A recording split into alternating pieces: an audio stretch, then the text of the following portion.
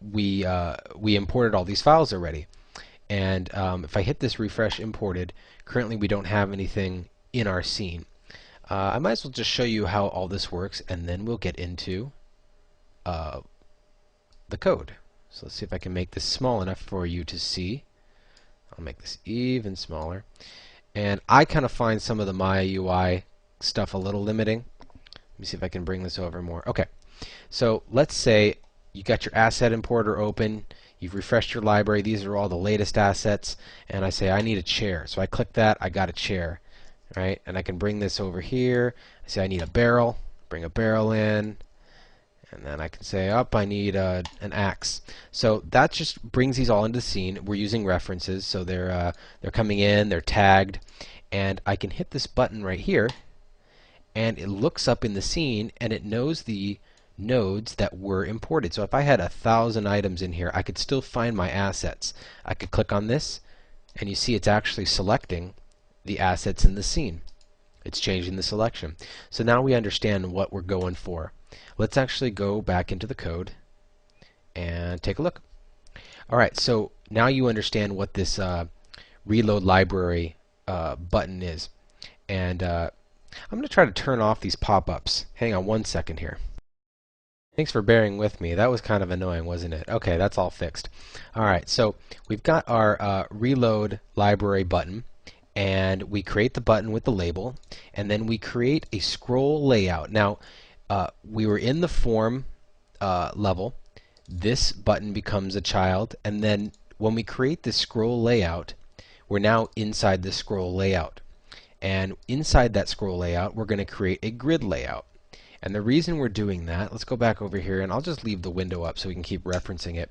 But the reason we want this is, notice that if this window gets too small for the amount of, if we had many more assets, we want the scroll field to come up. So the way we want this layered is we want this area to be a scroll layout with a grid layout inside of it.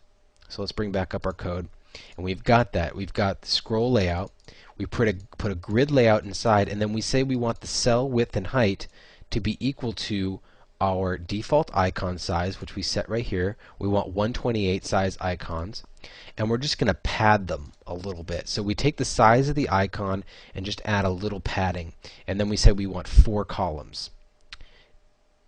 And then what we do here is we set the parent back up to the form, because as we created these, like I said, we jumped down into children, and now that we're done making our grid layout, we're going to leave this empty because the items are going to populate automatically when we hit the button. So we're done with this grid layout for the time being. We're going to jump back up to the form, and now under the form we're going to make a new button because now we're doing the other half of the screen.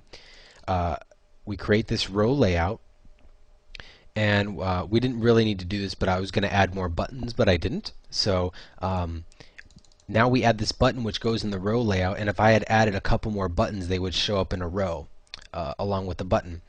So then we create this refresh imported, and we jump back up to the form, and we create a scroll list. So if we look over here, we have the button with a row layout where if I added more buttons, they'd show up along this row. And then we jump back up to the form level, and we added this text list. Let's go back in here. So there's the text scroll list. And the last part, which is the most complicated part to understand when you're doing Maya UI, is actually setting up the form layout. Now, we added everything to the form layout. It's all here, but it's not laid out properly. And what happens if I were to comment this out, right? And we go back over here. Let me close this down. And our trusty reload. And create a new window and show. It's all wackadoo, and that's because everything just got lumped in under the form layout, but nothing's been told where to go. So that brings us to this next part, the form layout. And what you do is you say the form that we made, we're going to edit it, and first we're going to do an attach form, and this means that we want to attach the following items to the form itself by edges. So we say we want the button's top to be attached, or the button to be attached to the top of the form with a 5 pixel offset. We want the same button to be attached to the left with a 5 pixel offset. Let's bring this up so I can keep talking about it, right? Okay, so we want, again, see the 5 pixel offset, 5 pixel offset. We're basically saying tuck this into the corner of the form. Move this over a little bit here.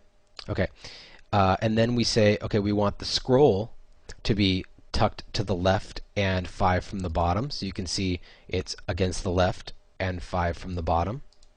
And then we want our import button to be against the right and against the top.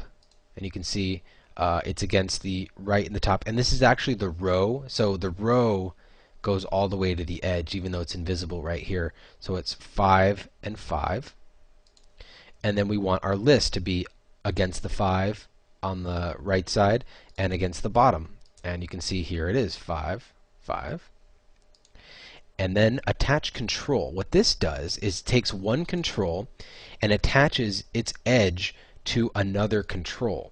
So once you lay out some things against the form, you can lay out, so what we say is the scroll, we want the top lined up against the reload button. And you can see we want the top lined up against the reload button with a 5 pixel offset.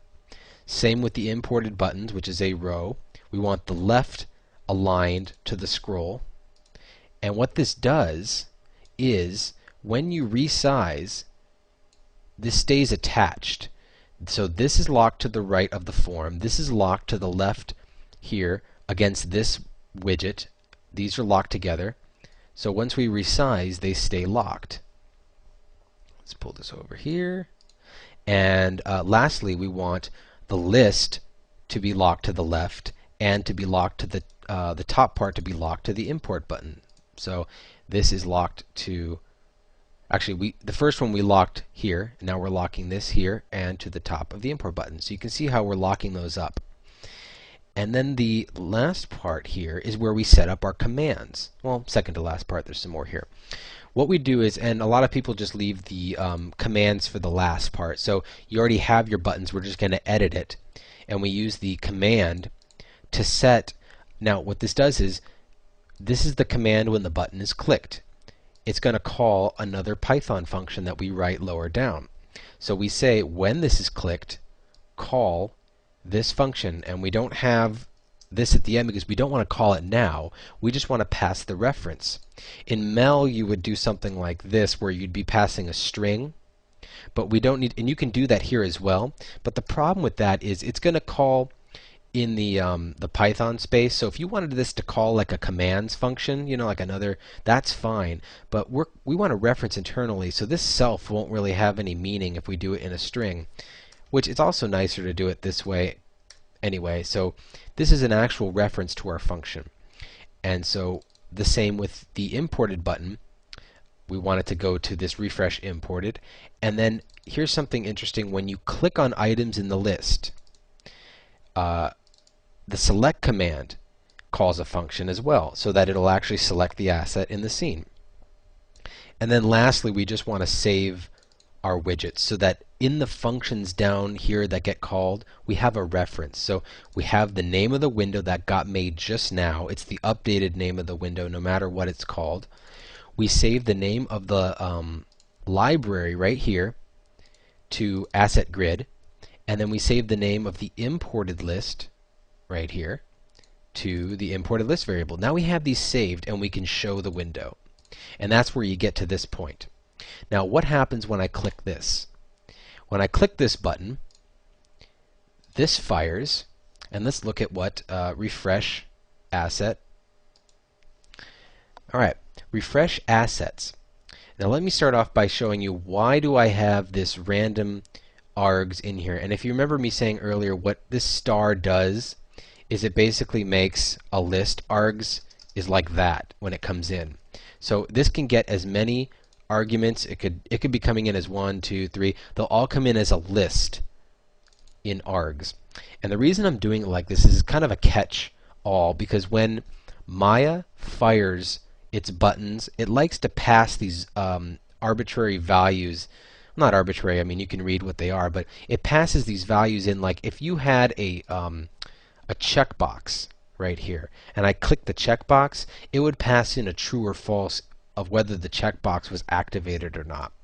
So we don't really care what the button passes, so we just kind of grab it and just never use it. But you got to have that, because you'll notice you'll make a mistake. I'm sure I've done it too, where you'll define your function like that, and you'll get an error saying there's not enough or there's too many arguments being provided. So you just catch it like that. Now what we do first is, because we know the name of our grid from earlier, we saved it, we query the grid layout and get all the children currently in the grid layout. We get all these children, and the reason we're doing this is we need to first clear it before we refresh it. So we get the children. If there are any children in it, go one by one through the children and delete. This is the command to delete UI elements. So when and this is exactly what's going to happen, I have these in here. When I hit refresh, it's so fast you can't even see it, but they all delete and re-add. So if I had added another asset or someone else had added another asset, I would just hit this and a new asset would pop into place. So now that everything's clear, we want to add the rest of the add the new assets.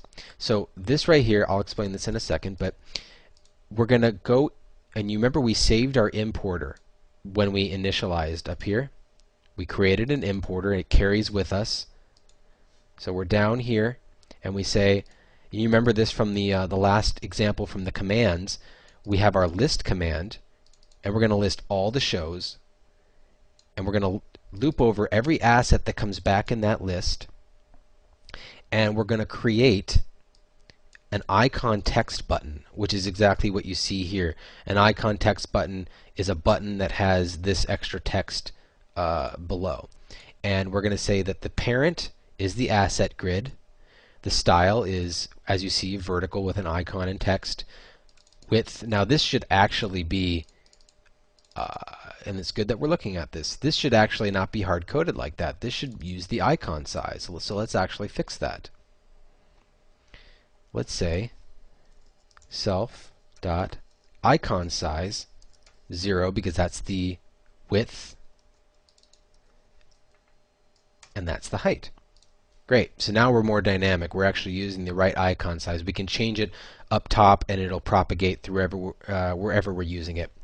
We set the image to be the asset image, and then we set the label to be a string formatted text where it's the name, and then on the next line it's the show.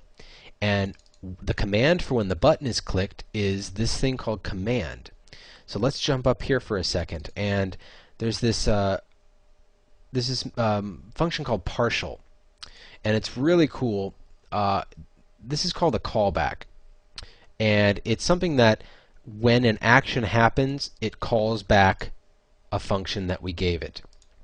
And what we can do with partial is it lets us wrap up another function with an argument to be used later on. So if we go to the top of our script, that's what this is from functools. Functools is function tools package or module, and we import this partial. Let's jump back down here, and what we do is we want to attach a different command to each one of these buttons that calls the asset import load that we defined earlier in asset import 3.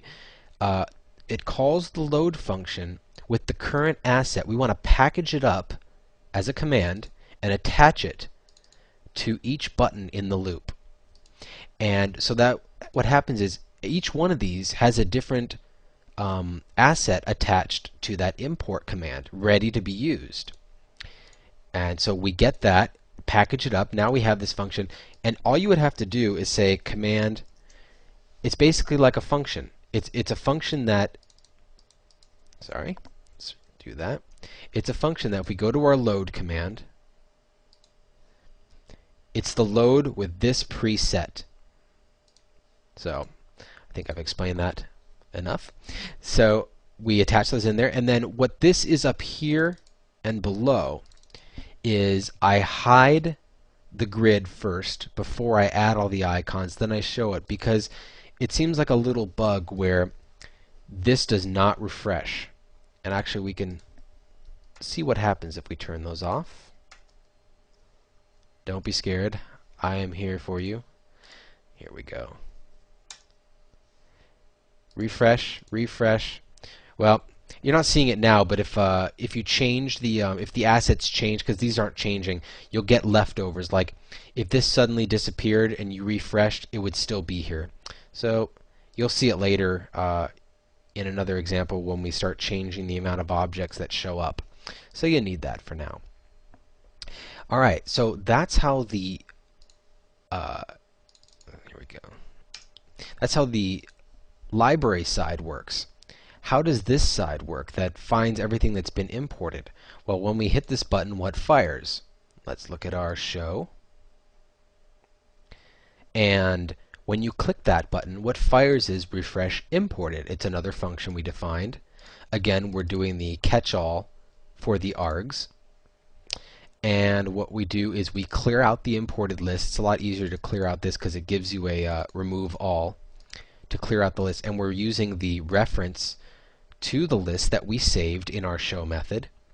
And then what we do is the function that we just defined in asset importer 3, find imported, now that comes into play. We get the node and the asset, and for each one of those we add it to the list.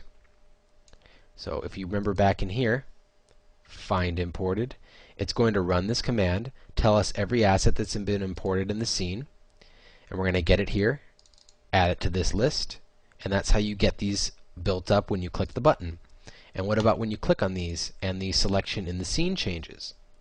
Well, if we go back to show, and we are calling import item selected. That's our third callback. Again, catching the args because we don't care about them right now. And what we do is we get the selected item from the scroll list by querying the list for the selected item, and it gives us back everything that's selected. If something is selected, just in case they clicked it and somehow there wasn't a selection, we take the first item that's selected, only because we're not, you could allow multiple selections, but notice I can't even select, no matter if I'm holding shift or anything. I set it up to only select one. So we just want to make sure this will still give us back a list. So we want to make sure we take the first item that comes back from that. If it exists in the scene, just, you know, being safe, then select it. So that's how this part works, like that. And the only other thing left in here is this little convenience method that we set up here. It's kind of nice. You don't need this, but what it is it's just a utility function that's here that automatically creates a window for you, shows it, and returns it. And that just makes it easier when you're packaging it up. I'll show you how that works. So instead of having to create this window and then show it, I could just say show. Let's get rid of the extra dot in there. And that just makes it nice when you're packaging up. It's not quite so long. So that's pretty much the basics of how to write a Maya UI wrapped around your commands. You would write your standalone sort of commands here and then wrap the UI around it, and they're very separated. And the nice thing about writing it like that is that we've separated the logic, the business logic, from the actual interface, and we can make changes to this module. We can import a different module. As you can see, we've versioned up, so we can just import the one we want and set it in here, and then all we're writing in this file is UI commands. And it makes it much cleaner that way because you don't have so much code to deal with at once, and it's much more portable. So that's the Maya UI. And next what we're going to look at is how to use Qt Designer, and I'll get into what that is and why it can make things a bit easier to design.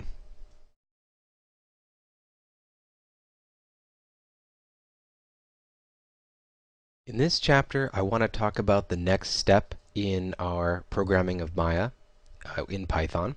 Up until this point, we've been using the Python commands module, and let's pull this up right here. We've been using the Python commands module, which is considered higher level programming, because it gives you these canned functions, and basically this is what you're allowed to do, and this is what Autodesk has exported to the higher level part of Maya, and you can do all the UI stuff, and that's great. But when you want to have more control, say you want to create new nodes, you want to make a plugin that can load and be available to both Python and Mel, and just have more control over the undos and do all kinds of stuff, what we need to do is actually start using the Python API. And the way you can get to that is if you go to the help and go to Maya help, and I already have it up just so we have the right size window. You'll get this help screen, as you probably are familiar with, but then under the Maya API guide, you can open that in a new tab. Actually, and they've moved it to a new link, so let's open that in a new tab here. And this is the entire guide, and what this is the actual API itself is written in C++.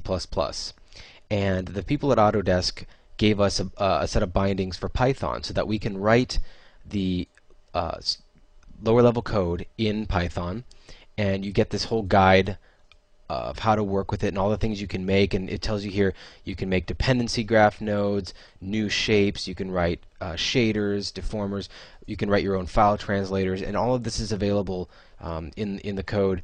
And you have the entire reference here. And the thing that you'll have to adjust to is that while this is a lot more powerful, it is very much like C++ in the way you have to use it. It's very un-Pythonic.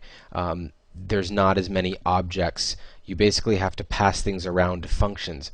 Whereas if we look at our Maya commands, and for example this polyplane, when we've used this polyplane before, if I scroll to the bottom and we would create a polyplane, what we would get back is a list of the string names of the nodes. And then we have to always work with strings. So what happens in the API is, and if we go to, where are we here?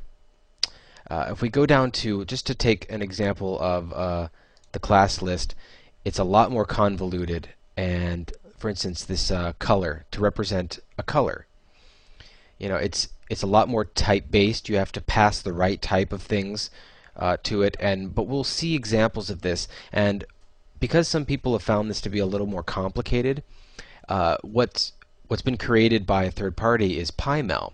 And in the last video, I had some feedback after the last video. Someone suggested that I actually should have talked about PyMel, and I didn't talk about it last time because I felt that, because it's a third-party package, there's no point in teaching you PyMel. You could learn it yourself if you learn the Maya commands, and if you try to dive into the Python API a bit, you'll know all the concepts you need, and then you'll understand why PyMel would be useful. So I've pulled up the PyMel documentation, and you can get to it. If I go back to the help here, it's at the bottom, and you can pull this up. But now I'm just going to use this chapter just to briefly touch on PyMel. And what they've done is they've wrapped up the commands and the API into something that's more Pythonic, works like object-oriented. And what they've done here is they've created lots of inheritance the same way that this is exactly what, well, similar to what the Python API would look like. You would have a lower level dependency node, and then the polys inherit down the line until you get to a polyplane. So this is the polyplane similar to the polyplane in this example. If we were to create a polyplane with PyMel, what we get back is this polyplane object that has all of this functionality built in, getting the height of it, and scrolling down here, getting the width, subdivisions. Normally you'd have to use functions with the string name of the node to get the stuff, but they built it all in to where you get this actual tangible polyplane node that knows its place in the scene. Now, the reason that I don't want to teach this is because, in my opinion, and in some tests that I've done and other people have done, it is significantly slower than using the commands module or the API, for the reason that there's a lot more overhead to create all of this. Every time you create a polyplane, there's a lot more overhead that goes into it. It can be plenty fast enough if you're doing simple operations, but if you're doing anything that's highly looping and heavy crunching, you get a lot of overhead. Now that makes us it sets us up for the next test I want to do. What I want to do is bring up a script editor.